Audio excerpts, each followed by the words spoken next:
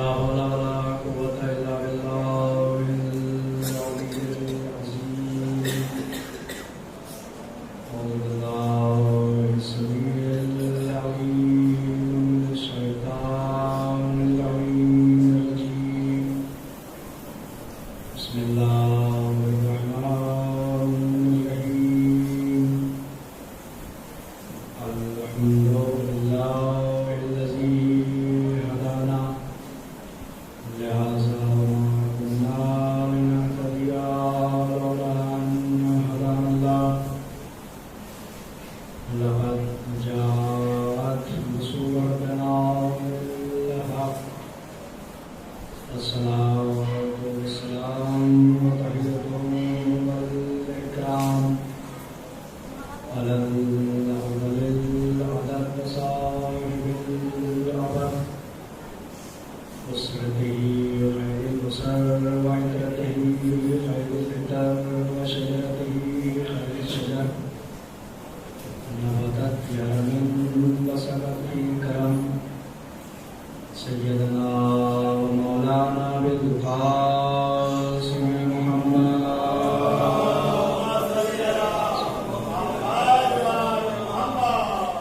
وعلى أهل بيته الطيبين الطاهرين المعصومين المظلومين المنتخبين المنتجبين ورحمة الله على أعدائهم وغاصب حقوقهم ومنكر فضائلهم وشاكين فيهم والمنحرفين عنهم أجمعين. أما بعد فقد قال الله سبحانه وتعالى في القرآن الحكيم. بسم الله الرحمن الرحيم. نريد أن نمن على الذين استضعفوا في الأرض نجعلهم أئمة ونجعلهم الوارثين. مل کے صلوات پڑھ دیجیے محمد.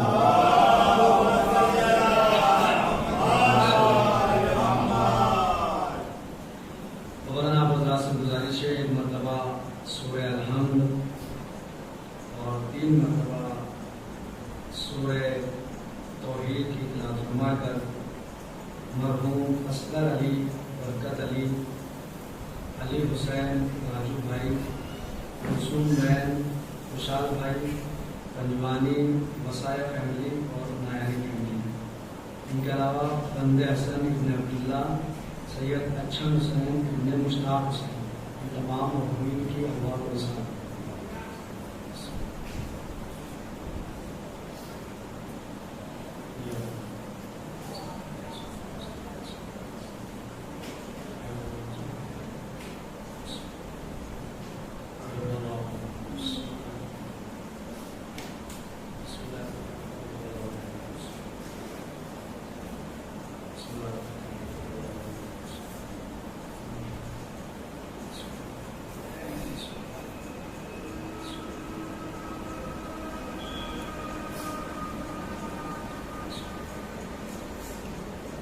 مجھے صلوات پڑھیے محمد.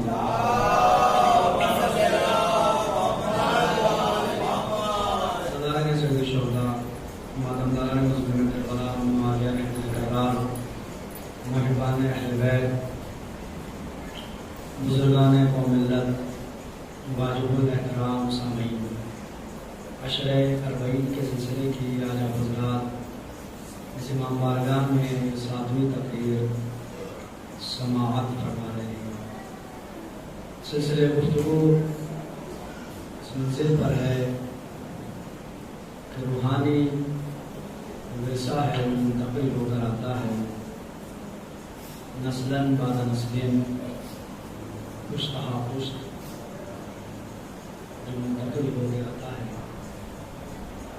روحانی ورثے میں اوصاف، خوبیاں، صفات، کوالٹیز، علم منتقل ہو جاتا ہے. خاندان اہل بیت عصمت طاہرہ خاندان ہے کہ جہاں پر علم کے ساتھ ساتھ عصمت اور طہارت بھی منتقل ہوتی ہے. اور معصوم صحیح ترین عقیدہ یہی ہے کہ منصوص اللہ معصوم 14 نہ 13 ہے نہ 15.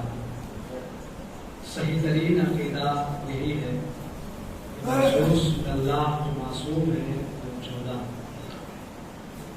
جو عصمت کبریٰ پر فائز ہیں 14 معصوم. اور کل اسی منزل پہ آ کر بات رکھی کہ جہاں پہ عصمت کبریٰ پائی جاتی ہے وہاں پہ خود تو بچے ہوئے ہیں لیکن جو ان سے منسلک ہو جائیں گے انہیں بھی بچائیں گے. اسی لیے ہم نے اہل بیت کے دامن کو تھاما ہوا ہے. اسی لیے ہم اہل بیت کا دامن تھامے ہوئے ہیں کیونکہ ہمیں معلوم ہے کہ بچائیں گے اور ہر ضرر سے اور ہر نقصان سے بچائیں گے. اور نقصان اور ضرر بھی کئی طرح کے ہوتے ہیں. ذرا سا تمہید ہے اسے محفوظ کیجیے گا کیونکہ میں بھی ذرا منتظر ہوں کہ ایسی بات ہے کہ آپ یہ سلسلہ جاری ہے انتظار کا ہمیں بھی انتظار کرنا پڑا ہے سامعین آگے جو بھی اپنی اپنی مرضی ہے. جب انسان کھانے سے فارغ ہو جائیں گے سوال پھر وقت زیادہ ہو جاتا ہے پھر بعد میں جانے کے بعد نہ کہیے گا کہ یار مولانا 1.5 گھنٹہ پڑھ کے چلے جائیں پھر نہ کہیے گا وہ تو 1.25 گھنٹہ. ظاہر سی بات ہے اگر مجمع شروع میں مل جائے تو 1.25 گھنٹے والی بات 45 منٹ میں ختم ہو سکتی ہے کیونکہ اس میں تمہید کی تو ضرورت نہیں ہوتی. پھر آپ سیدھا تو میں شروع کر سکتا ہوں یعنی سیدھا گاڑی چوتھے گیئر میں اور اگر مجمع نہیں ہوتا ہے تو پھر تھوڑا سا تمہید کرنا پڑتا ہے. جی تو میں یہ کہہ رہا کہ ہر نقصان سے بچائیں گے ہر ضرر سے بچائیں گے. اور نقصان کئی طرح کے ہوتے ہیں ضرر کئی طرح کے ہوتے ہیں. ایک نقصان ہے جسے کہا جاتا ہے جسم کا ضرر جسے ہم کہتے ہیں بیماری مرض. انسان بیمار ہو گیا اب اس کے باڈی پہ اثر پڑے گا. بیماری کا اثر جسم پہ ہوتا ہے. جیسے کہ موسم چلا کسی کو ڈینگو ہو جائے تو پلیٹلیٹ کم ہونا شروع ہو جاتا ہے تو انسان ناقص ہو جاتا ہے کمزور ہو جاتا ہے. ہمارے دوست ہیں مولانا ظہیر حیدر صاحب بٹوا احمدآباد میں وہ اشرا پڑھنے کے لیے آئے تھے اس کا ہمارے آخری قریب اور چاہے 3 مریض ہو پڑھ پائے. اس کے بعد ڈینگو کی شکایت ہو گئی 2 دن سے اسپتال میں ایڈمٹ ہے. تو ان کے لیے دعا کو بھی ہے پروردگار جلد از جلد شفا کامل واجب عطا فرمائے تاکہ دوبارہ پھر وہ اپنے مریض سے پڑھے 2 دن سے تو بیچارے ممبر تو نہیں آ پا رہے جو اسپتال میں. تو مرض کا اثر ہوگا جسم کو. بیمار انسان ہو جائے گا تو جسم لاغر ہوگا جسم کمزور ہوگا جسم پہ اثر پڑے گا. ایک نقصان یہ ہے جسے کہا جاتا ہے جسم کا ضرر. ایک نقصان ہے کہ جو ہے نفس کا ضرر جسے کہا جاتا ہے گناہ. انسان نے غیبت کی تو اگر گلوکوز چڑھا ڈسپلن کھانے کی ضرورت پڑی ڈاکٹر کے پاس جانے کی ضرورت پڑی کہ میں نے غیبت کی ہے گناہ کبیرہ ہے. گالی دے دی گالی فحش گالی گناہ کبیرہ. لیکن کیا کبھی گالی دینے والا بیمار ہوتا ہے کہ گالی دینے سے بیمار ہو گیا جس نے گالی دی تو اسے گلوکوز کی ضرورت پڑ رہی ہے. ہوا کبھی ایسا نہیں ہوتا ہے. صاحب تھے ہمارے مظفر نگر میں اور وہ گالی دے رہے تھے فوج. میں نے ان سے کہا کرے آپ گالی دے رہے گناہ کبیرہ جانتے ہیں. کیا جواب دیا میں خود رہا بھی مجھے کہا کہنے لگے مولوی صاحب مرد ہی تو گالی بکتے یہ مجھے جواب دیا خود جب میں نے ان سے کہا کہ اگر آپ فحش گالی دے رہے ہیں اور جو اس علاقے سے واقع جانتے ذرا سا وہاں کے اجلاس فحش گالی دے رہے ہیں تو کہنے لگے مولوی صاحب مرد ہی تو گالی بکتے مرد ہی تو گالی دیتے ہیں. ان کا جواب تھا لیکن میں نے بھی ان کے پلٹ کے جواب دیا. میں کہا قبر میں پتا چلے گا کتنے بڑے مرد ہیں. صلوات پڑھیے مل کے محمد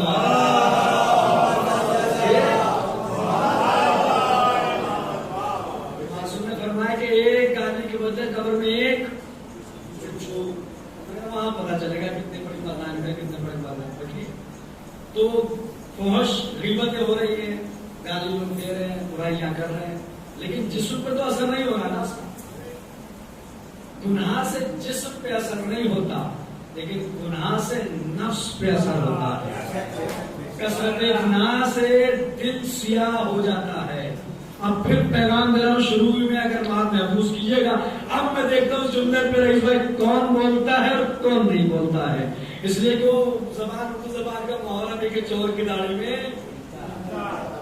اب جملہ کروں تو دیکھوں گا سب کے چہرے، کون بولا کون نہیں بولا. یہ بالکل فیکٹ بات ہے کہ گناہ سے جسم پہ اثر نہیں پڑتا، لیکن گناہ سے دل سیاہ ہوتا ہے. اور کثرت گناہ سے جب دل سیاہ ہو جائے تو ملا مولوی دور، نہ حدیث کا اثر ہوتا ہے نہ قرآن کا اثر ہوتا ہے.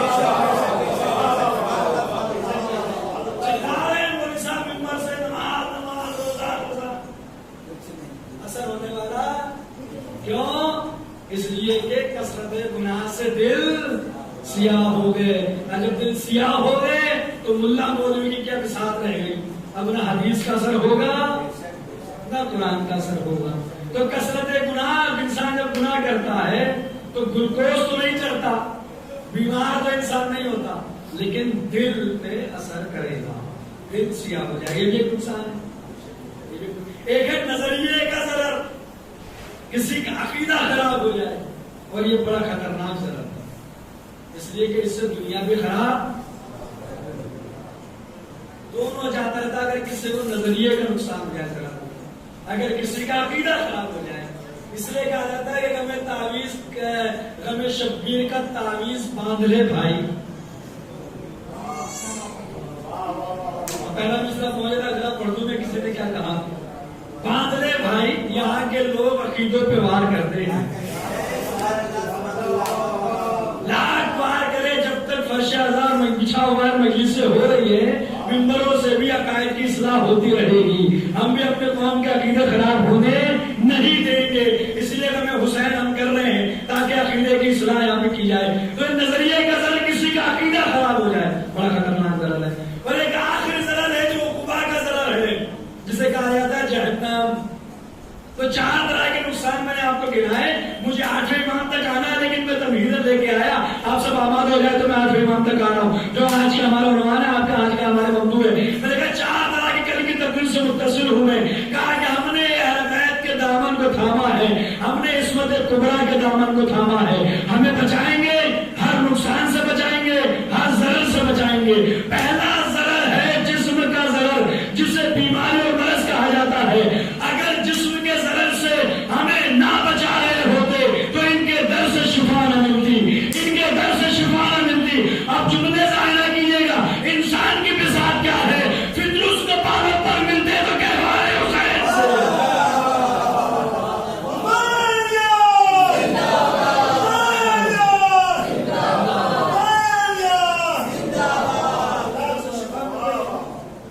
ان کے در سے شفا مل رہی ہے. اب جب جسے مل رہی ہو تو بولے، انہیں تو تائید کرنی چاہیے کہ ہاں ان کے در سے شفا ملتی ہے. ہاں تو کے زبان سے تائید کرنی چاہیے کہ ہاں صحیح کہا جا رہا ہے، ان کے در سے شفا ملتی ہے. تو جسم کے ضرر سے بچا رہے ہیں تو شفا مل رہی ہے. نفس کا ضرر گناہ، اگر اس سے بچانا مقصود نہ ہوتا تو پیغمبر کی حدیث نہ ہوتی کہ علی کی محبت گناہوں کو ایسے کھا جاتی ہے جیسے آگ لکڑی کو.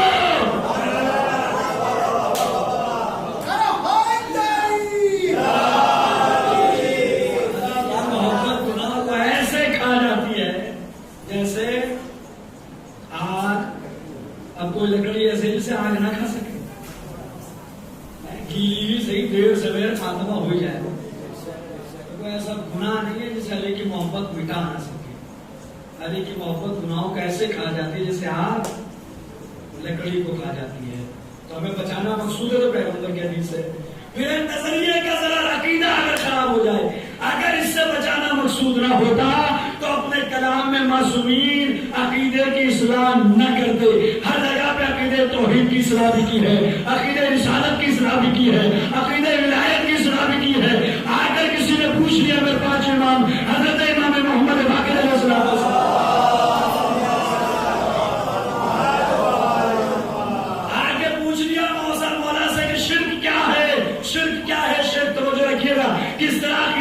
اصلاح کی جا رہی ہے. اور اگر حدیث آپ کو دیکھنا تو اصول کافی میں بھی آپ کو ملے جو سب سے بہترین موچار کتابوں میں ہمارے یہاں جو کتب اربعہ اس میں شامل ہے. اس میں کہا کہ مولا شرک کسے کہتے ہیں؟ شرک.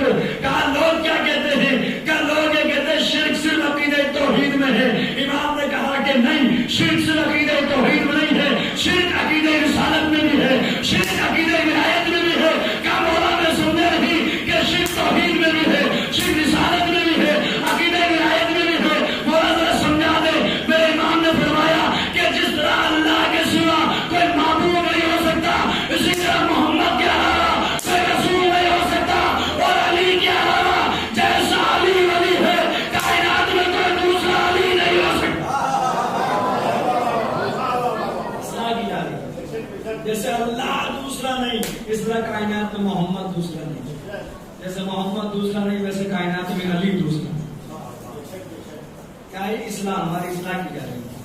اب آخری بچہ اقبا جہنم. نماز پڑھیں بچ جائیں، روزہ رکھیں بچ جائیں، سارے پاپڑ میں لے جا رہے کہیں کے لیے جہنم سے بچے، جہنم سے بچ جائیں. اب بچنے کا ایک ہی طریقہ ہے، ایک ہی طریقہ ہے. پیغمبر کی حدیث کو سنا چکا آپ اس سے پہلے کہ لو اجتمع الناس علی حب لما خلق اللہ الناس. اگر دنیا کے لوگ علی کی محبت میں جمع ہو جاتے ہیں، مسجد میں علی ہیں تو ممبر پہ ہیں علی، ہجرت کی شب رسول کے بستر پہ ہیں علی، جنت علی کی ملک ہے کوثر پہ ہیں علی، کعبہ گواہ دوش پیغمبر پہ ہیں علی. ہر جا علی ملیں گے نہ دامن بچائیے، بچنا علی سے ہے تو جہنم میں جائیے. علی سے بچنا ہے تو go to hell. سلوات تو پڑھیے مل کے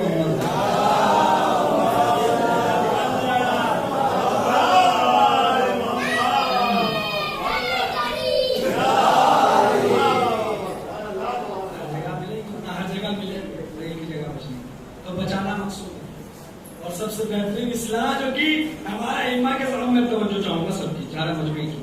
اور آج کی تقریر کو دوسری تقریر کو منتقل نہ کیجیے. میں چاہوں گا کہ ہمارے ایک لفظ آپ میرا غور سے سنیں. جہاں آپ تھک جائیں مجھے پورا تکلف بتا دیجیے گا تاکہ میری محنت آئے گا. محنت کروں آپ تھک جائیں اور میں سو جائے اور میں پڑھتا چلا جاؤں. آسان دور نہیں گزرا ائمہ کا. ہم سوچتے بڑا آسان دور گزرا. آسان دور نہیں. آپ پڑھیں سارے ائمہ کی تاریخ اور تاریخ کو پڑھیں، اتہاس پڑھیں. صلوات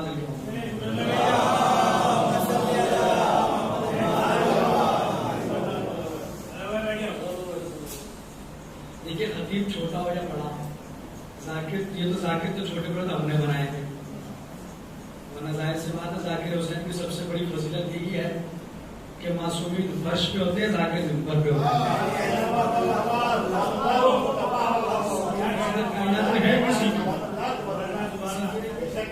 جتنی عزت کائنات میں ذاکر حسین کی ہے کسی کی نہیں ہے.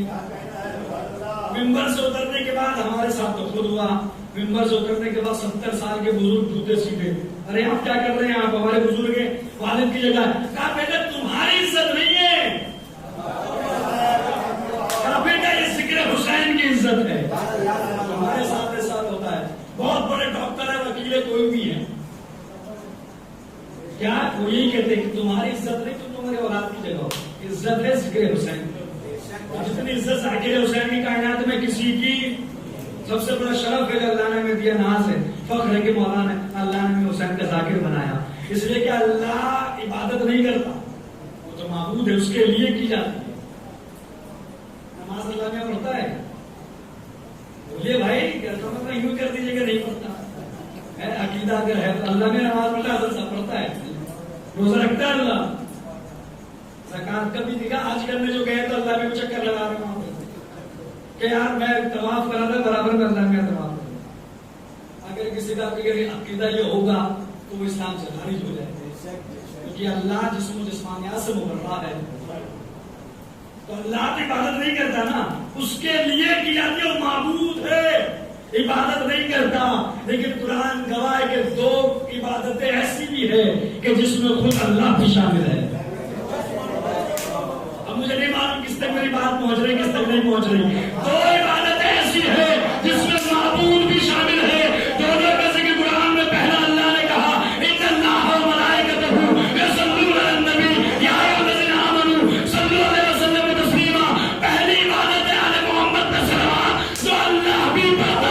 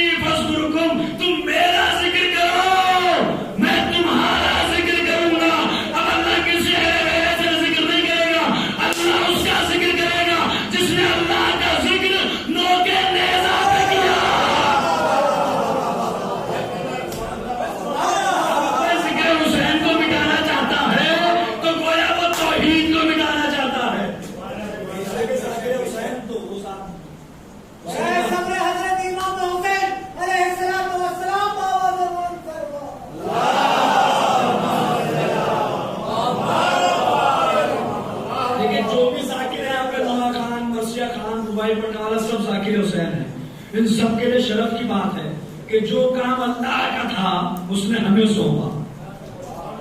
ذکر کرنا اس کی ذمہ داری تھی. اس نے کہا کہ تم کرو, تم یہ ذکر کرتے چلے جاؤ. اور خدا کی قسم بہت بڑا جملہ میں نہیں چاہ رہا کہ آج پڑھوں, لیکن آگے تو میں پڑھ دیتا ہوں. خدا کی قسم میرا ارادہ نہیں تھا کہ میں شاید آخر میں کسی مجلس سے پڑھتا اگر وقت آتا, لیکن 2 بجے کے آدھے میں پڑھ دوں گا. حوالہ دو خطیب اکبر مولانا مرزا محمد اطہر صاحب قبلہ. اتنا بڑا خطابت کا حوالہ مدرسے ناظمہ مجلس پڑھ رہے تھے. ہمارے استاد مولانا شہنشاہ حسین صاحب قبلہ جونپوری جو آپ کے جونپور حضرت کے تعلق سے ہمارے استاد تھے, ان کا انتقال چہلم کی مجلس تھی. تو اطہر صاحب قبلہ نے جملہ کہا کہ جو ذاکر ہوتا ہے وہ ذہین ہوتا ہے. خطابت کے لیے ذہانت شرط ہے کہ ذہانت ہے تو خطابت ہے. اور انہوں نے مثال دی اور ان کا خدا کی میری زبان کو کھینچے گا مجھے سولی پہ چڑھا دے. خطیب اکبر مولانا مرزا محمد اطہر صاحب قبلہ جو چاہتا ہے ہم تو روح شاد ہو بولے گا جملے پہ, کیونکہ خدا میں کروڑ پر جنت نصیب کرے. چلے گئے وہ لوگ پڑھ کے ان کی جگہ پر کرنے والا کوئی نہیں ہے. جو جملے وہ کہہ کر چلے گئے, اب ہم لوگ ہیں جو ان کے جملے دوہرا کے خطابت و ذاکری کرتے ہیں. مرزا محمد اطہر صاحب قبلہ کیا کہتے ہیں؟ ابن زیاد نے پوچھا میثم سے بتا. میثم نے کہا تو یہ کرے گا. اس نے کہا میں ایسا نہیں کروں گا, میں نہ تمہارا ہاتھ کاٹوں گا, نہ تمہارا پیر کاٹوں گا, نہ تمہاری زبان کو کاٹوں گا, میں تمہیں اپنا سولی پہ چڑھاؤں گا. یعنی جیسی موت علی نے بتائی ویسی موت میں تجھے دوں گا. ایک بار روایت بیان کرتی ہے میثم نے کہا کوفہ والو آج میثم علی کے فضائل بیان کرتا ہے اور تم لکھو. 4000 قلم لکھ رہے تھے, میثم کی زبان چل رہی تھی, علی کے فضائل بیان کر رہے تھے. وہ خطبہ میثم کا کتابوں میں موجود ہے جو میثم نے خطبہ دیا. 4000 قلم لکھ رہے تھے. ایک بار کہا کہ میثم کا ہاتھ کاٹ ڈالو. اب ہاتھ کٹا, زبان نہ رکی. پیر کاٹو, پیر کٹا, زبان نہ رکی. کہا اگر ایسے علی کے فضائل بیان ہوتے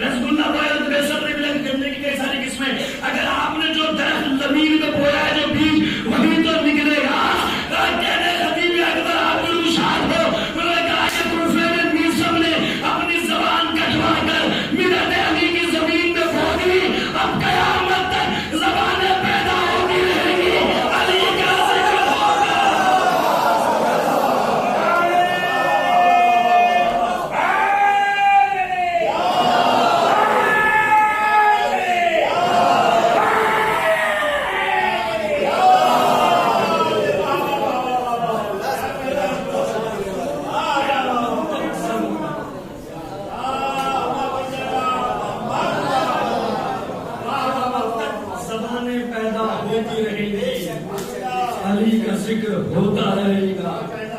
اس نے کہا کہ فرازدار سے مسم بیان دیتے ہیں, رہے گا ذکر علی ہم زبان دیتے ہیں. مسم زبان دے کے گئے, اب ہمارے جیسے لاکھوں کروڑوں زبانیں آج ہم ہیں, تب علی کا ذکر ہم نہ ہوں گے لیکن علی کا ذکر ہوگا. منبر میں چہرے بدلتے ہیں, بیان نہیں بدلتا.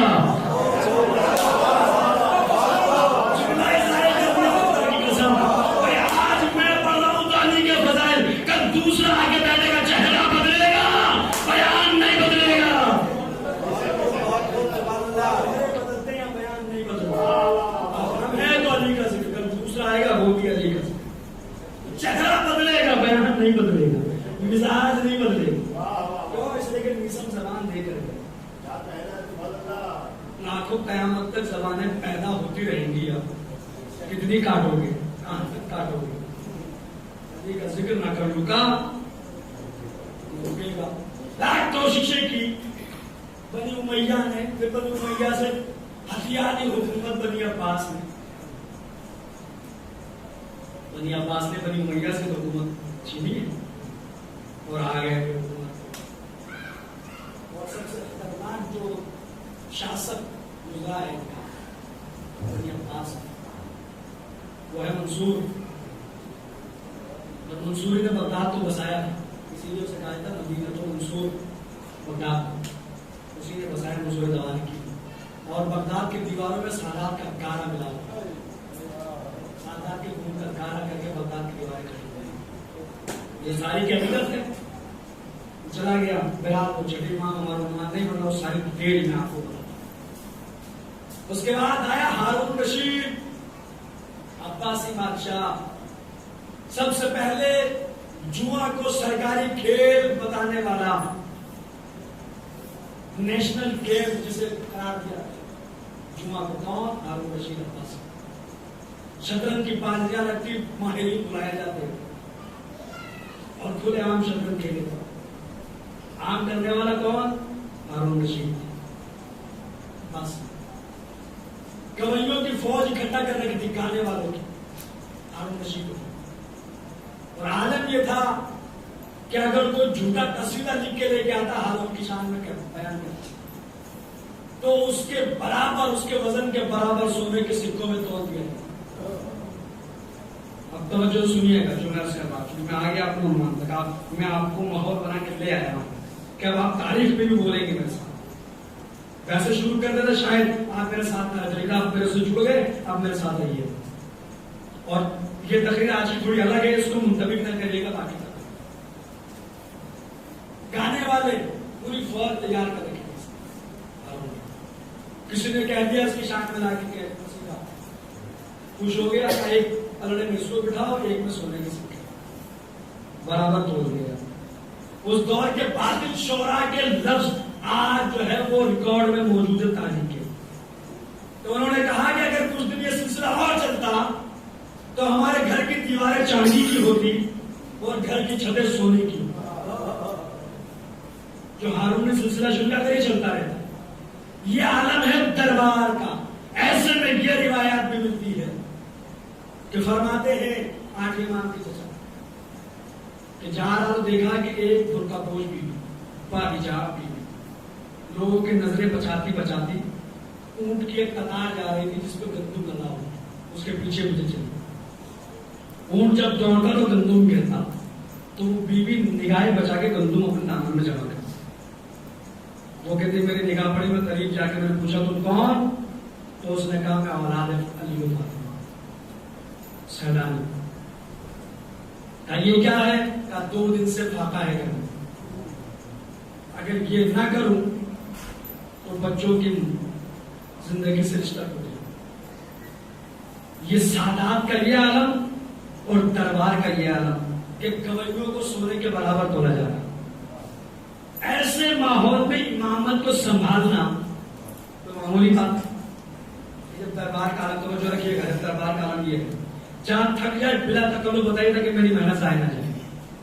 یہ عالم ہے دربار کا اور سادات کا یہ عالم کہ واقع ہے سادات کے گھر میں اور دربار میں سونا لٹایا جا رہا ہے, مال غنیمت کی طرح لٹایا جا رہا ہے. جھوٹے قصیدے کہنے والوں کو سونے سے برابر تولا جا رہا ہے. ایسے بھی امامت سنبھالتے ہیں ہمارے اور آج کے امام حضرت امام علی رضا علیہ السلام.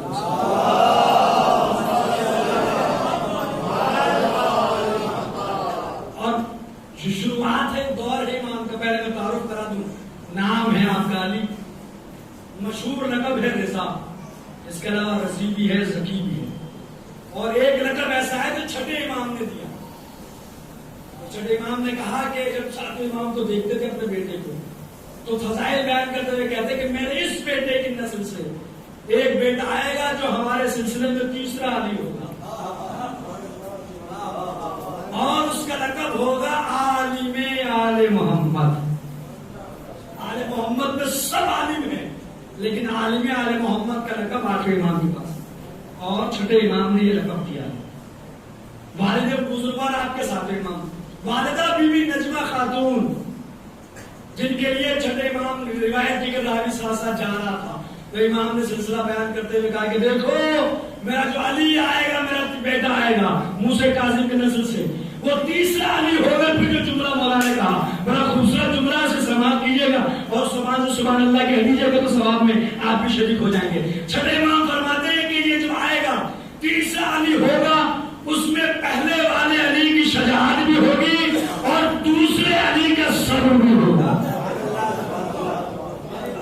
کائنات کی شجاعت اور عابد بیمار کا صبر دونوں اس میں پایا جائے گا، اور وہ تیسرا علی ہوگا. اور اگر تم اس دور تک پہنچو تو اس کی ماں جس کے بدن سے آئے گا، نام اس کا نجمہ ہوگا، اس کو میرا سلام کہنا. سلام کہلوا رہے ہیں کہ اس تک میرا سلام پہنچا دینا.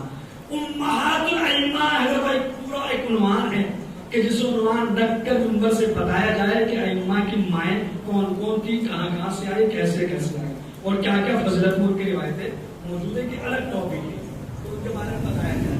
یہ امام نے ایک بات صرف بتائی کہ امام نے سلام بھیجا، وہاں تک پہنچو تو سمجھو کہ میرا سلام دینا.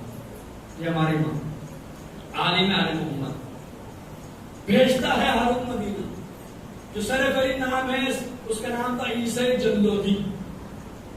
اس کو یہ کہا گیا کہ بنی فاطمہ کو مال کو ایسے لوٹو جیسے مال غنیمت، مال کو حلال قرار دے دیا.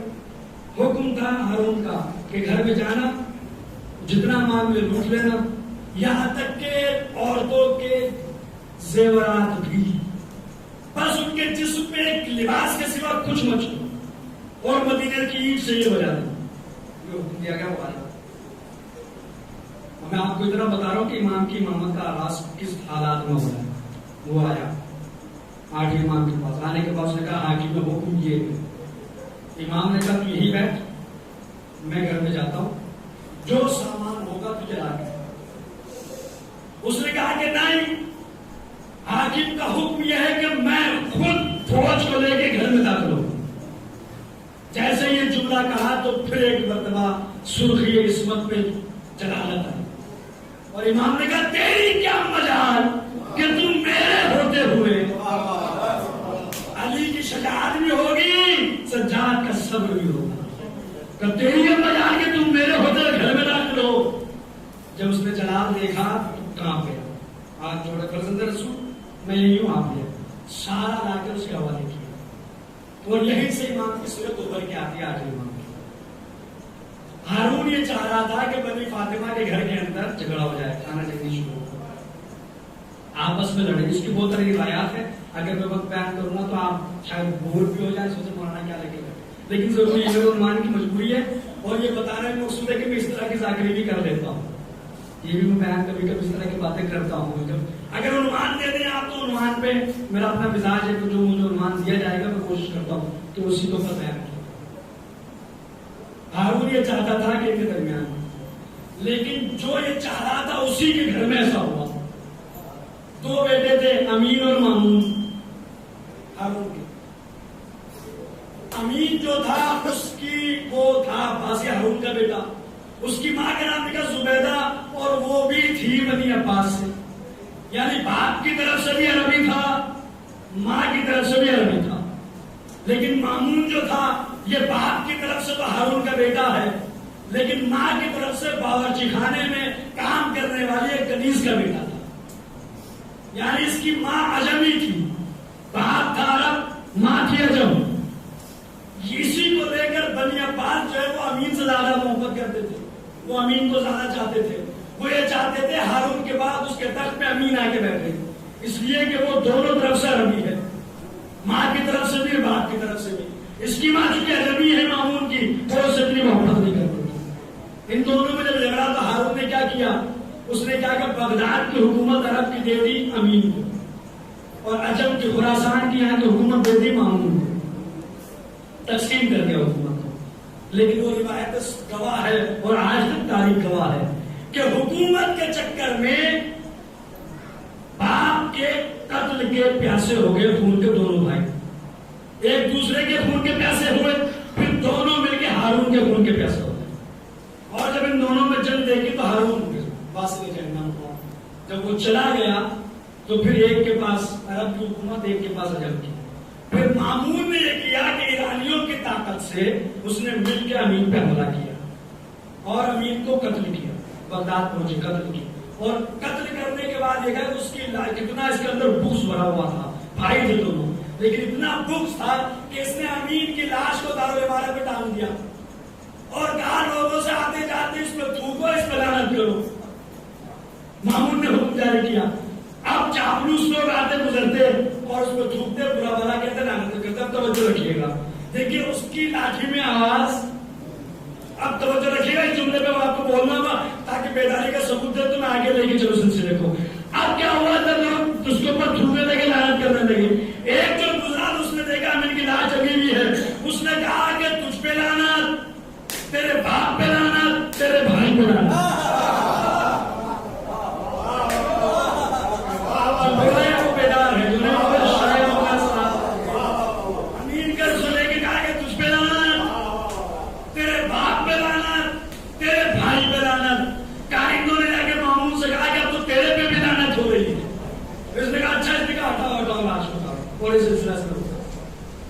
دونوں بھائیوں میں جنگ.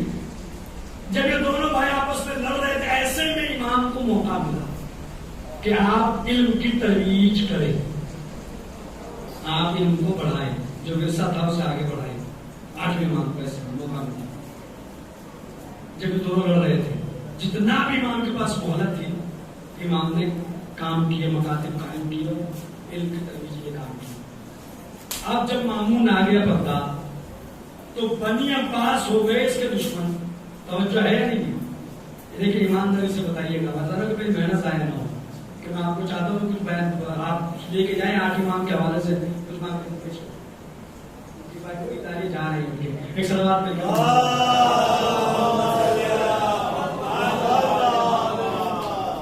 آپ سب اتنے متوجہ ہے. سلسلہ جاری رکھے لوگ ایمانداری سے میں ایسا نہ کوئی محنت ضائع ہو جائے. مامون چونکہ امین کو قتل کر چکا تو بنی عباس اس کے دشمن، بنی امیہ پہلے سے تھے. 7ویں امام کو قتل کیا ہارون نے تو بنی فاطمہ اس کے مخالف تھے. اب یہ رہ گیا اکیلا مامون. اس نے دیکھا بنی عباس بھی مخالف ہے، بنی امیہ پہلے سے، بنی فاطمہ بھی ہو چکے، کیا کرے؟ تو میٹنگیں ہوئی، مشورے ہوئے، حضرات مشورے کو بلایا گیا. تو اس سے مشورہ دیا گیا کہ ان تینوں گروہوں میں سے کسی ایک کو کم از کم اپنے ساتھ ملایا جائے. یا بنی فاطمہ کو لاؤ، یا بنی امیہ کو لاؤ. بنی امیہ تو کبھی نہیں آئیں گے، یا بنی عباس کو اس کی طرح لاؤ. تو کسی نے مشورہ دیا کہ بنی فاطمہ کو اپنے ساتھ لے کر آؤ. وہ لانے کا طریقہ یہ کہ بنی فاطمہ کی جو سب سے اہم شخصیت ہے علی بن موسیٰ رضا، ان کو بلاؤ مدینے سے اور یہ اعلان کرو کہ ہم خلافت 8ویں امام کے حوالے کریں. سازشیں دیکھیں سیاست کہ کس طرح کی سازش کی گئی. کہ بلاؤ اور یہ اعلان کرو کہ ہم خلافت امام کے حوالے کر دیں. یہ اعلان ہو گیا. ایک وجہ تو یہ کہ جو اس نے ولی عہدی آفر کی امام، اس لیے نہیں اس نے ولی عہد بنایا کہ یہ محبت کرتا تھا یا یہ راہ راست پہ آ گیا تھا. یہ پورا ایک سیاسی پروپیگنڈا تھا، ایک سازش تھی جس کے تحت پہلے تو یہ کہ اس نے کہا اس طرح بنی فاطمہ نر ہوں گے، ہمارے ساتھ ہوں گے، اور بنی عباس بنی امیہ کبھی آپس میں ملیں گے نہیں. تو ہم بنی فاطمہ کے ساتھ مل کے بنی امیہ کا آسانی سے مقابلہ کر لیں گے. امام کو بلا دو. ایک وجہ ہے. دوسری یہ ہے کہ جو مشہور کیا گیا تاریخ میں مامون کے لیے کہ وہ علم دوست تھا, علماء سے بڑی محبت کرتا تھا, علم سے بڑی دوستی وہ کرتا تھا. مامون کے لیے مشہور جھوٹ بالکل یہ سازش ہے بالکل اس کے لیے علم دوست تھا. یہ مشہور ہوا تو علامہ جلالالدین نے سنتی الخلفاء تاریخ الخلفاء انہوں نے لکھا کہ 40 مذہب کے علماء اس کے یہاں جمع ہوتے ہیں. 40 مذہب کے علماء, اس میں یہودی, عیسائی, مجوسی, یونانی سارے علماء دربار میں اس کے آگے جمع ہوئے. اب جب یہودی, مجوسی, یونانی اور عیسائی علماء آئے تو انہوں نے اسلام پہ اعتراضات شروع کیے. اب جو اس کے بعد درباری علماء تھے انہوں نے اٹھ کے ان کے سامنے گھٹنے ٹیکنا شروع کیے. اسلام پہ اعتراض ہوتا ہے عیسائیت کی طرف سے, جواب کون دے؟ یہودیت کے علماء اسلام پہ اعتراض کر رہے, جواب کون دے؟ مجوسی یونانی علماء اسلام پہ اعتراض کر رہے, جواب کون دے؟ وہی یا تو علی آئے یا اولاد علی. نہیں ذرا سا بولے گا تو مجھے احساس ہو گیا میں نے بالکل میں صحیح بیان کر رہا ہوں. کیا اگر پھر سے مشورہ دیا گیا کہ تیری دونوں مشکل کا حل ایک ہی ہے, بلا لے عالم آل محمد کو, جو عالم آل محمد ہوگا وہی ان کو جواب دے گا, اور جب ولیت بنا دے گا تو سارے مسئلے تیرے حل ہو جائیں گے. امام کو بلایا گیا اور جب امام تشریف لائے تو مدینے کے حالات و مسائل بھی ہوئے. امام جب چلے اور جب امام کی نیشاپور آمد ہوئی تو مقام خاص آج بھی قدم گاہ کے عنوان سے زیارت گاہ ہے. نیشاپور میں جو لوگ زیارت کر کے آئے ہیں, میری بات کیا ہے, نیشاپور کا چشمہ بھی ہے وہ, اور وہ قدموں کے نشان آج بھی نیشاپور میں. جو نہیں گئے مولا جلد از جلد زیارت نصیب فرمائے, جو گئے میں بار بار زیارت نصیب فرمائے. نیشاپور میں امام کی آمد دو روایتیں, با روایت 16,000 لوگ, با روایت 24,000 راوی. باید وقت اعلان ہو گیا کہ فرزند رسول کو بلایا جا رہا ہے ایران اور آپ مدینے سے تشریف لا رہے ہیں. نیشاپور کے اندر 16,000 یا 24,000 راوی ایک ساتھ موجود تھے. امام کی سواری آئی, محمود نے سوال کیا, کہتے فرزند رسول اپنا جلوہ دکھائیں. خدا کی قسم سنیے گا امام کا فضائل اور بولیے گا اگر بات اچھی لگے زبان سے, اپنا جلوہ دکھائیں. روایتیں گواہ ہے, سنی شیعہ علماء دونوں نے اس بات کو لکھا کہ محمل کا پردہ اٹھا. اب جو لوگوں نے زیارت کی تو کہنے لگے آج دیکھا کہ رسول اللہ کیسے ہوئے.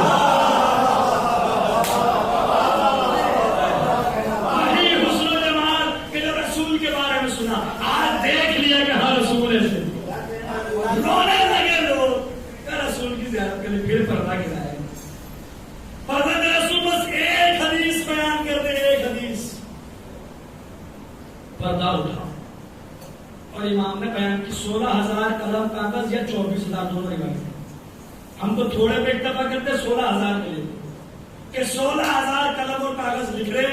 امام نے بیان کیا, سنو میں نے سنا اپنے بابا موسیٰ کاظم سے, انہوں نے سنا اپنے بابا جعفر صادق سے, انہوں نے سنا اپنے بابا محمد باقر سے, انہوں نے سنا اپنے بابا زین العابدین سے, انہوں نے سنا اپنے بابا حسین بن علی سے, حسین بن علی نے سنا حسن مصطفیٰ سے, حسن نے سنا علی مرتضیٰ سے, علی مرتضیٰ نے سنا رسول اللہ سے, رسول سے کہا جبرائیل نے, جبرائیل سے کہا اللہ نے. خالی حدیث پوچھ رہے تھے تو بیان کر دیتے. یہ اس کو کہا گیا گولڈن چین, سلسلۃ الذہب کی حدیث. سنی شیعہ علماء سب نے یہ کہا, بلکہ جلالالدین سیوطی نے تو یہ کہا کہ یہ واحد حدیث ہے جس کے سارے راوی معصوم ہیں. معصوم راوی نہیں. امام نے سلسلہ بیان کیا, چاہتے تو خالی حدیث بیان کر دیتے, سلسلہ بیان کر کے کہا جو بیان کرتے اپنی طرف سے نہیں بیان کیا. حدیث کیا تھی؟ حدیث امام نے فرمائی کلمۃ لا الہ الا اللہ حصنی ومن دخل حصنی امن من عذابی. کلمہ لا الہ الا اللہ, اللہ کا میرا قلعہ ہے, فورٹ قلعہ, جو اس میں داخل ہو گیا عذاب سے محفوظ ہو گیا. اچھا فرزند رسول بس لا الہ الا اللہ کہہ لیں اور عذاب سے بچ گئے. کتنے کلام بھولتے ہیں، جلدی بھولتے ہیں. 16,000 قلم لکھنے والے سوال فرزند رسول بس لا الہ الا اللہ کہہ لیا بچ گئے عذاب سے. امام نے کہا کہ نہیں، لیکن بے شرطہا و شروطہا وانا من شروطہا، خالی لا الہ الا اللہ سے کام نہیں چلے گا، اس کی چند شرطیں ہیں. میں ان شرطوں میں سے ایک شرط ہوں. امام نے جب پوچھا کہ مولا اس کی شرطیں کیا ہے، امام نے کہا شرط یہ ہے کہ سب سے پہلے میری ولایت کو قبول کرو، میرے بابا کی ولایت کو قبول کرو، چھٹے امام کی ولایت کو قبول کرو. جب تم میرے پاس آؤ گے میں تمہیں موسیٰ کاظم پہ لے جاؤں گا، اور تمہیں جعفر صادق کے لے کے جائیں گے، اور تمہیں رسول پہ لے کے جائیں گے، رسول جبریل تک، اس کے بعد تم اللہ تک پہنچو گے. امام بتانا چاہ رہے تھے کہ لا الہ الا اللہ سے کام نہیں چلے گا، اس کے ساتھ محمد رسول اللہ بھی اور علی ولی.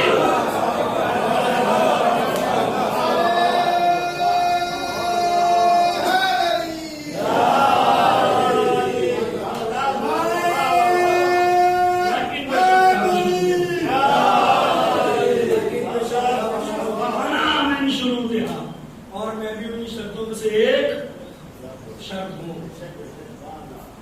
تشریف لائے، دربار میں آئے، لوگوں نے پوچھا کہ مولا 40 مذہب کے علماء بیٹھے ہیں، آپ ان کا جواب کیسے دیں گے؟ امام مسکرائے اور مسکرانے کو کہا اگر آپ قرآن سے جواب دیں گے یہ کہنا مانتے ہی، آپ کہتے رسول کی حدیث بیان کریں گے کہنا رسول کو مانتے ہی نہیں. تو خدا کی قسم ایک ہمارا جواب ہے جو آج تک ہمارے علماء کا شیوا ہے کہ آج بھی امام نے پورے دربار میں کہا مسکرا کے گھبراؤ مت، اور تمام علماء سے کہا کہ تمہیں جو سوال کرنا کرو، میں اپنی کتاب سے نہیں ہر ایک کو اسی کی کتاب سے جواب دوں گا. اور علماء حق کا آج تک یہ شیوا ہے کہ جو علماء حق ہوتے ہیں وہ یہی کہتے ہیں اپنی کتاب سے جواب نہیں دیں گے، تمہیں تمہاری کتاب سے جواب دیں گے. یہی امام نے کہا. گھبرانا کیا، آ گئے. اب آ گئے تو ولی عہدی تم آپ کو دیا گیا کہ ولی عہد بنا کے. امام نے کہا کہ مجھے اس کی ضرورت، مجھے کوئی ولی عہد نہیں بننا، انکار کیا. اور پھر ساری تفصیلات اگر میں جاؤں گا تو بہت ٹائم ہو جائے گا. تلوار کے زور پر یہ کہا اگر نہیں قبول کرے قتل کر دیں گے. لہذا شیعت کے فائدے کے لیے اور تبلیغ کے لیے امام نے کہا ٹھیک ہے، لیکن تمام تر شرطیں امام نے رکھی. وہ شرطیں ہیں ساری کتابوں میں امام نے رکھی کہ مجھے تیرے کسی معاملات سے دخل انداز نہیں کروں گا، سارے امام نے شرطیں رکھی. اور ولی عہدی کو قبول کیا. تو ولی عہدی کیسے قبول کی؟ تو ایک بہت بڑا فرزند رسول آپ نے اس کی ولی عہدی قبول کر لی، اس کا مطلب آپ نے بتا دیا کہ یہ خلیفہ برحق ہے. اگر یہ خلیفہ برحق نہ ہوتا معمول تھا اس کے ولی عہد کیوں بنتے؟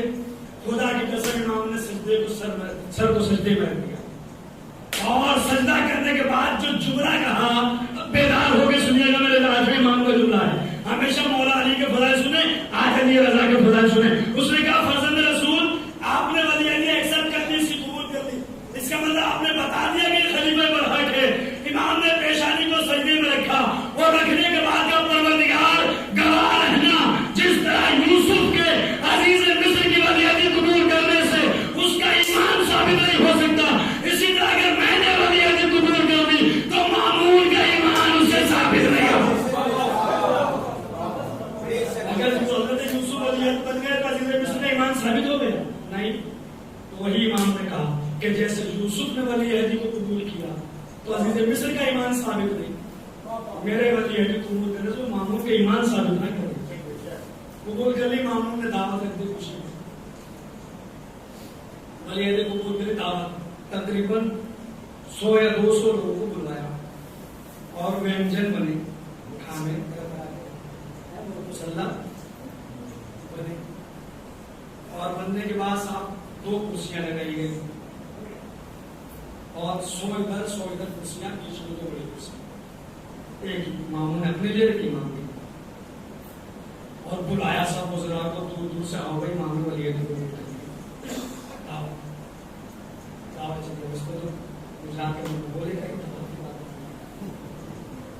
اب آ گئے سب لوگ، 100 ادھر بیٹھ گئے، 100 ادھر عمرا وزراء سارے، مامون بیٹھا امام بیٹھے. ہر ایک کے پیچھے سر پہ حبشی غلام کھڑا ہوا، پنکھا جھلنے کی. اب اب سارے وزراء وغیرہ اس بات کے منتظر ہیں کہ ہارون مامون کھانا شروع کرے تو ہم کھائیں. مامون اس بات کا منتظر تھا کہ امام شروع کرے. اگر اللہ کے ضائع ہو گیا تو میں ادھر تقریر یہی چھوڑ دوں گا اور یہاں سے پھر میں مساجد میں چلا جاؤں گا. اگر ضائع ہو گیا کیا کہ وہ تمام وزراء عمرا جو بلائے تھے 200 آدمی وہ سب اس بات کا انتظار کر رہے ہیں کہ مامون کھانا شروع کرے تو ہم شروع کرے. مامون اس بات کا منتظر تھا کہ امام شروع کرے تو ہم شروع کرے. امام اس بات کے منتظر تھے کہ وہ غلام کھانا شروع کرے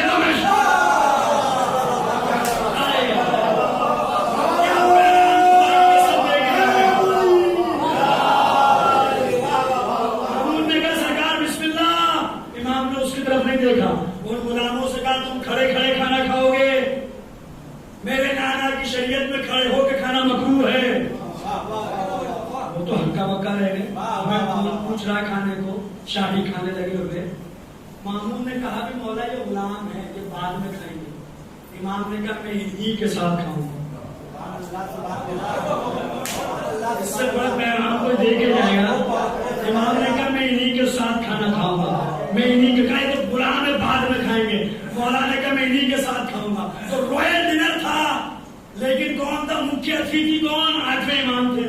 ظاہر سی بات انہی کے دعوت رکھی گئی تو ہر امیر کے برابر میں ایک غلام کی کرسی لگائی گئی. امام کے حکم سے کہا میں انہی کے ساتھ کھانا کھاؤں گا. ہر ایک کے پہلو کے اندر ایک کرسی لگی. اب کھانا تو غلاموں نے ہی کھایا. وہ تو بیچارے بچتے ہی رہ گئے. وہ تو بچتے. امام نے کہا میں انہی کے ساتھ کھانا کھاؤں گا. کھانا ختم کر کے عرب کے لوگ تو بھاگے لیکن جو حبشی غلام تھے امام کے قدموں میں گرے. مولا قدموں پر آئیے.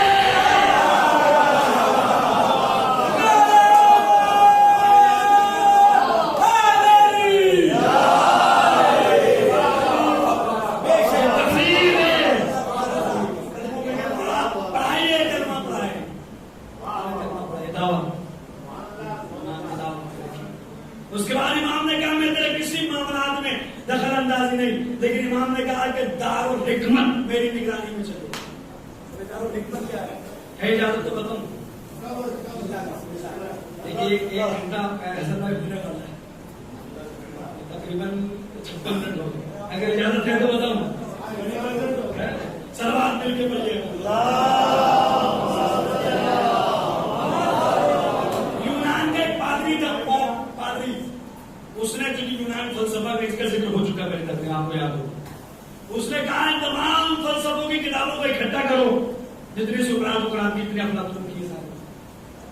اور اکٹھا کرنے کے بعد یہ لوگوں کی گمراہی کا سبب ہے لہذا آگ روشن کر کے سب کو نظر آتش کرو. سب کتابوں کو جلا نہیں تو لوگ ان سے گمراہ ہوں گے. وہ جانے مامون تک جب یہ خبر آئی تو مامون نے پیغام بھیجا جلانے کی ضرورت نہیں ہے سب ہم منگوا لیں گے. جو مشہور ہونے کے لیے دوست تھا مامون ہی ہے. علماء کو پسند کرتا تھا. اس کی وجہ یہ کہ یونان سے جو فلسفے کی کتابیں تھیں اس نے کہا جلاؤ مت ہمارے پاس بھی. اور ٹرانسپورٹ کا اہتمام کیا گیا باقاعدہ اور وہاں پہ جو سواری تھے ان کو بھیجے گئے اور پھر جو کتابیں یونان سے اس نے منگوائی. اب اس کے پیچھے اس کی سازش تھی لیکن اینک تھی موسیٰ علی کی تو بڑا ہی دوست تھا. بڑا علماء سے محبت کرنے والا کتابیں منگوا تھا یونان سے.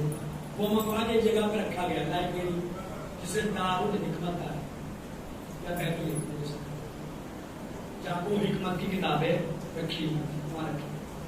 امام نے کہا کہ میں کسی معاملے میں دخل نہیں دوں گا لیکن علمی کام جتنا ہوگا میرے زیر نگرانی ہوگا. کیونکہ مامون نے حکم جاری کیا ان تمام کتابوں کو عربی زبان میں ان کا ٹرانسلیٹ کیا جائے ترجمہ کیا جائے. امام نے کہا جو ہوگا میرے زیر نگرانی ہوگا. تو دارالحکمت کی چابی کنجی میں امام نے اپنے ہاتھ لی اور امام چاہتے تھے کہ لوگ اس سے گمراہ نہ ہو شیعت کو نقصان نہ پہنچے. کوئی ایسی باتیں رائج نہ ہو جائے جس سے مذہب حقہ کو تکلیف اور ٹھیس پہنچے. لہذا امام نے اصلاح کے لیے اس کو اپنے اندر میں وہ علمی کام عالم محمد کے زیر نگرانی علمی کام کوئی اور نہیں کرے گا، وہ ہم کریں گے۔ اور جتنے بھی ہوا اصلاح ایمان میں ہو سکے اس سے اصلاح کی، جتنی مہلت آپ کو ملی آپ نے اس کے ذریعے سے اصلاح کی، پیغام پہنچا۔ اور امام نے بننے کے بعد سب سے پہلا حکم دیا ہجرت کا، اپنے شیعوں سے کہا کہ بکھر جاؤ، امام کا حکم دیا۔ اسی لیے آج سب سے زیادہ سادات اگر کوئی ہے تو رضوی سادات، ہندوستان میں آپ دیکھ لیں رضوی سادات سب سے زیادہ ملیں گے، رب نے تشریف فرما رضوی سادات، کیونکہ امام کا حکم تھا کہ بکھر جاؤ، جہاں جاؤ گے ہمارا ولایت کا پیغام لے کے جاؤ گے، جاؤ ہجرت کا حکم دیا، جاؤ جاؤ اعمال سے دور کیا جا رہا تھا، امام نے اعمال کی ترغیب دی۔ اور کوئی آتا امام کے پاس تعزیت کے لیے آتا کہ ہم آپ کے والد کی تعزیت کے لیے آئے، تو امام پلٹ کے کہتے تعزیت قبول کرنے کی بات کرتے یاد رکھو جس امام کی تعزیت دیا وہ کہہ کر گئے، ہمارے جج چھٹے امام کہہ کر گئے کہ جو نماز کو ہلکا سمجھے گا وہ ہماری شفاعت سے محروم ہے۔ یہ امام پیغام کثرت سے، کیوں؟ اس لیے کہ لوگوں کے دلوں میں بات ڈال دی گئی ذہنوں میں کہ تمہیں اعمال کی ضرورت نہیں ہے، تمہیں تو ایسے ہی شفاعت نہیں ہوگی۔ امام نے کہا کہ غلط عقیدہ جا رہا تھا اس کی اصلاح، جو بھی آتا امام اس تک پیغام پہنچا دے کہ دیکھو نماز کو ہلکا نہ سمجھنا ورنہ ہماری شفاعت سے محروم ہو جاؤ۔ اعمال سے دور تھا، قریب لایا، لوگوں کو بکھرنے کا حکم دیا، ان کا کام اپنے اندر میں لیا۔ اور پھر حکومت نے کام یہ کیا، کہا کہ اب جو سکہ نکالا حکومت نے،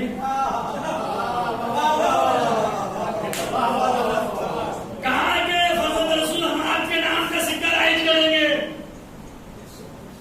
ٹھیک ہے، اب سکہ رائج ہوا، 5 امام کے دور کا جو واقعہ ہے جو ہمارا مان نے 8 امام کے دور سکہ، وہ سکے پر لکھا گیا رضا من آل محمد، امام کے نام گندا کیا گیا۔ اور بازار میں سکہ رائج کیا، لیکن سکہ بازار میں رائج نہیں ہوا، مومنین کے دلوں پہ رائج ہوا۔ اب آپ جملے ضائع کریں گے تو پھر یہ ثابت ہے ہم کس طرح آئے گا، اس کے ذرا سا بولیے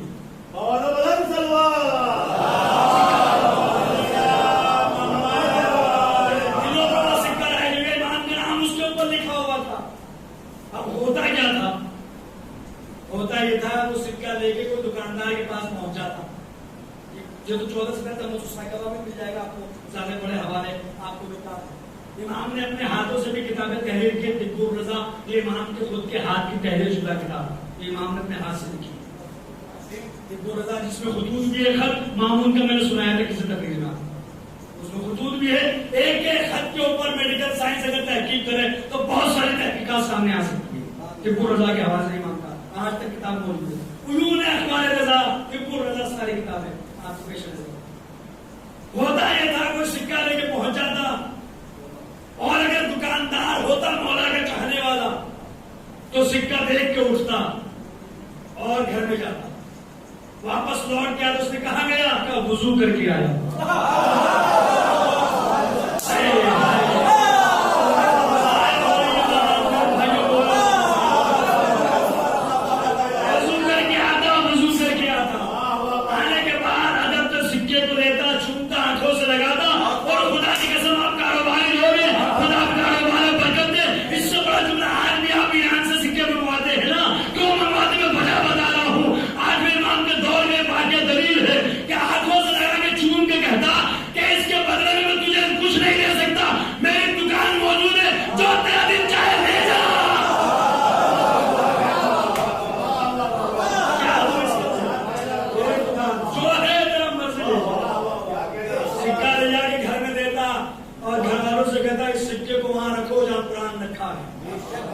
جب تک یہ نام کا امام کا سکہ رہے گا خیر جائے گا نہیں، شر آئے گا نہیں۔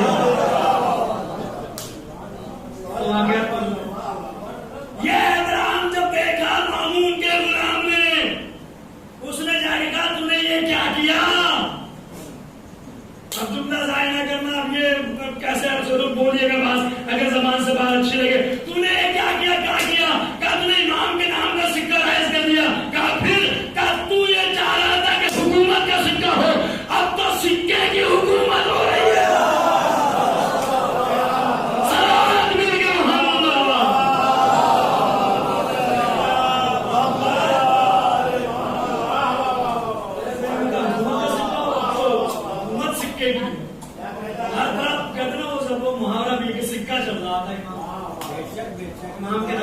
سکہ چل رہا، اب اس نے دیکھا ماموں نے کیا کرے، پھر کہا کہ اسے بین کرو، نوٹ بندی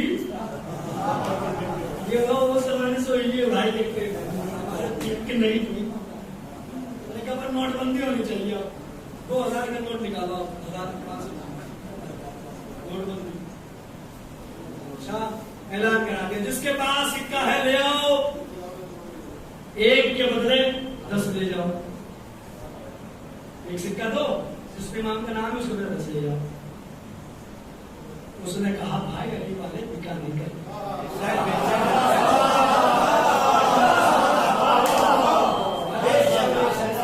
آہستہ میں نے کہا اتنا آہستہ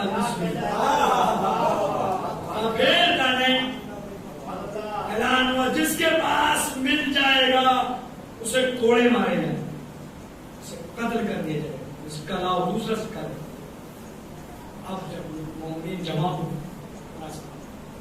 کیا کرے، سکے جس کے پاس تھا وہ لے کے امام کی خدمت میں پہنچا۔ اب عجیب بات ہے، جس شہر میں معمول اسی شہر میں امام بھی ہے، مرو میں خراسان میں مشہد میں پہنچے چاہنے والا امام نے کشت منگوایا تھا جس کے پاس جتنے سکے لا کر رکھ دو،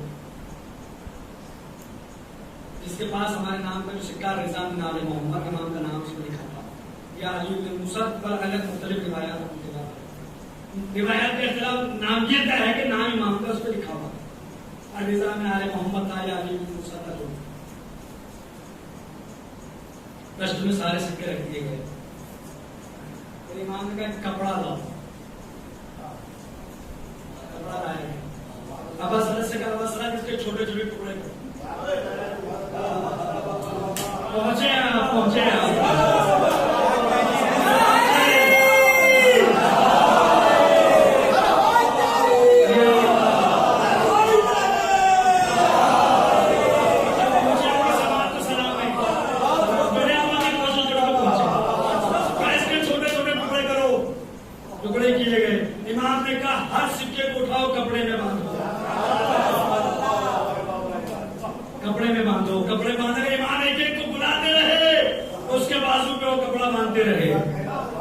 امام نے کہا زامین بھی تو ہے، زامین و زامین و زامین زامین آہو امام کے الگابات میں سے بھی ہے، اس کے بعد کپڑا باندھ دے کے بازو میں کپڑا باندھا، کہا مولا اب کیا کر رہے ہیں، جو جواب دیا محسن نے اپنے سے نظم کر دیا، اور انہوں نے کہا کہ امام نے جواب دیا کہ رضا آل محمد کا جام زامین ہے، کلیم کا یہ مکمل کمال زامین ہے، رضا آل محمد کا جام زامین ہے، کلیم کا ایک مکمل کلام زامین ہے، ہمارے نام کا سکہ سجاؤ بازو پہ، پھر آج سے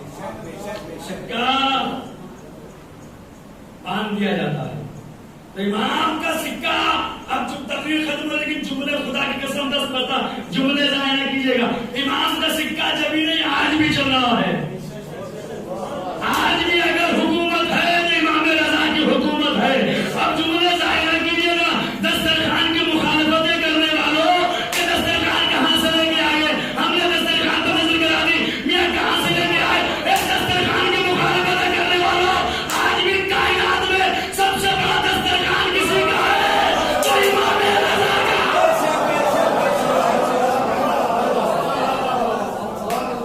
ایران جا گئی وہ تو بولے میرے ساتھ میں، ہزاروں لوگ روزانہ کھا رہے ہیں، دسترخوان کہاں سے لائے، یہاں اندھے ہو، آج بھی اگر سب سے بڑا دسترخوان کسی کا ہے ہمارے مولا کا ہے، جو لوگ کھا کے آئے وہ تو بولے سلوات مل کے محمد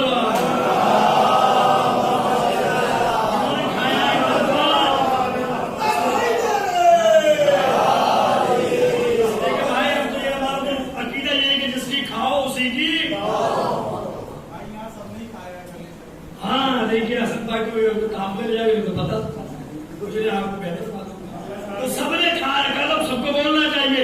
سب سے بڑا دسترخوان آج بھی کسی کا ہے تو امام رضا کا جب کھا کے نکلتے ہیں تو باہر لوگ کھڑے رہتے ہیں نا.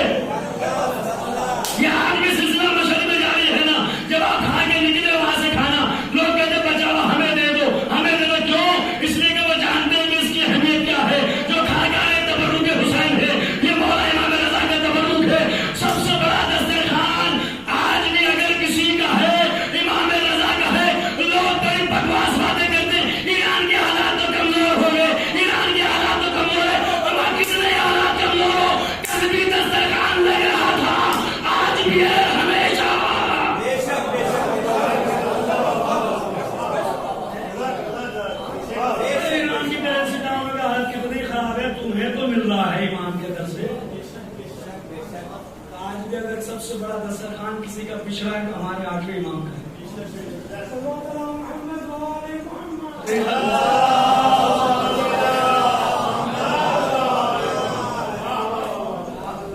تو سکہ کل بھی امامت کا تھا آج بھی امام رضا ہی کا ہے.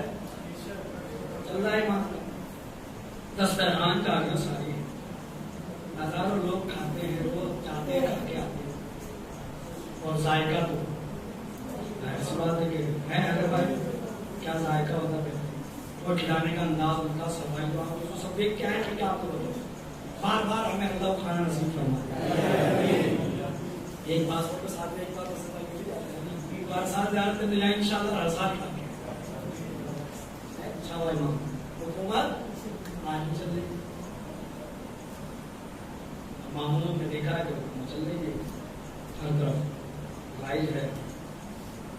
اب ڈر حکومت زلزلہ میں دیکھا تو میں اکثر بات کرتا ہوں کہ دنیا پاس تھے آستین کے پہلو میں بٹھا بٹھا کے لوگوں نے قتل کیا. بٹھا دیتے پہلو میں زہر دیتے میرے پاس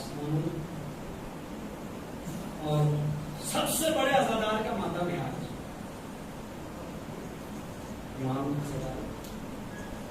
روایت بیان کرتی ہے کہ لوگوں نے امام کو دیکھا کہ امام کو نکل گئے اور اس حالت میں نکلے کہ جب بھی نکلتے تھے تو لباس رسول سے بہتر ہوتا لیکن اس بہت واقعات رہ گئے کہ شیر قاضی اور امام کے عید کی نماز کے لیے جانا اور ظاہر سی بات ہے 55 سال کی حیات 1 گھنٹے میں تو بیان نہیں ہو سکتی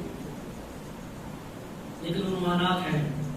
ابھی مظفر نگر میں پروگرام ہوا تھا 14 معصوم لوگ میں نہیں رکھ پائے 14 معصومین کی سیرت اس میں شرط تھی ہر ذاکر سے 3 ذاکر تھے آخر کی 5 ملی سے ملنے والے تھے کہ آپ کو ہر معصوم کا جس کا ہوگا اسی کا مسائل اسی کا مسائل ہوگا.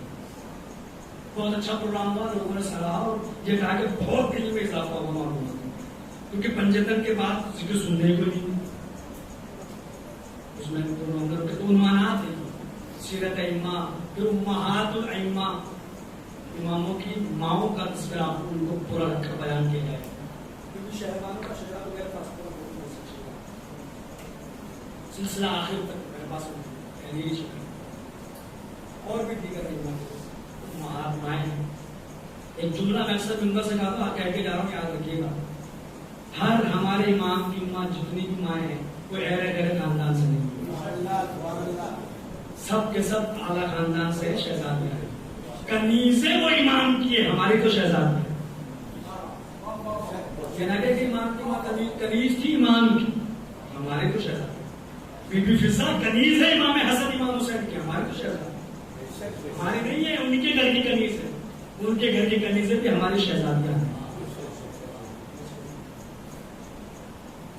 دیکھا کہ امام نکلے گریبان چاک سر پہ خاک پڑی پاؤں میں نالین نہیں. چاہنے والا آگے بڑا ہاتھ جوڑے مولا یہ کیا روایت کی امام نے کچھ کہا نہیں فلک کے اشارہ کر رہے دیکھ محرم کا چاند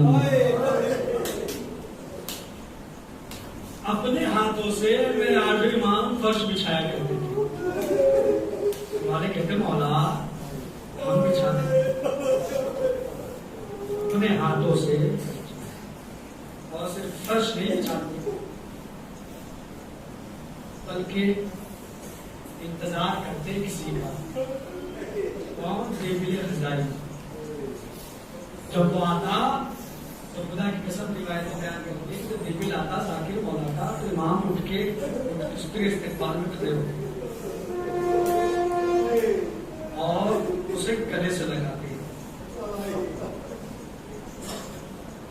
اور گلے سے لگانے کے بعد کہتے اے میری دادی کے مددگار. کانپ جاتا دیبل اور لاٹوں سے بٹھاتے ممبر سجایا جاتا. کہتا دیبل جاؤ ممبر مرثیہ لکھ کے لائے ہو. کہ مولا کیسے ممکن ہے کہ محرم آ جائے پھر آپ کی جب تک مرثیہ نہ نکلوں. دیبل جاؤ ممبر پہ مرثیہ سناؤ. دیبل کام جاتے مولا آپ کہا میں فرش پہ بیٹھوں گا.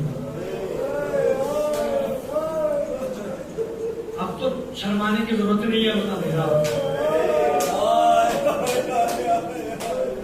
دل کھول کے روئیے گا امام کا. ایسے روئیے گا جیسے جنازوں پہ رویا جاتا ہے. 17 صفر 203 ہجری میں تو مولا کی شہادت کی تاریخ ہے. دو چار جملے مجھے مسائل کے پڑھنے امام کے حوالے سے, لیکن ایسے روئیے گا جیسے جنازوں پہ رویا جاتا ہے. جیسے میتوں پہ وہ جنازہ آئے گا نا, امام کا جنازہ آئے گا, ایسے روئیے گا جیسے میتوں پہ رویا جاتا ہے جنازوں پہ. بیوی آپ سے راضی ہو, آپ کے کرسی کو قبول کرو.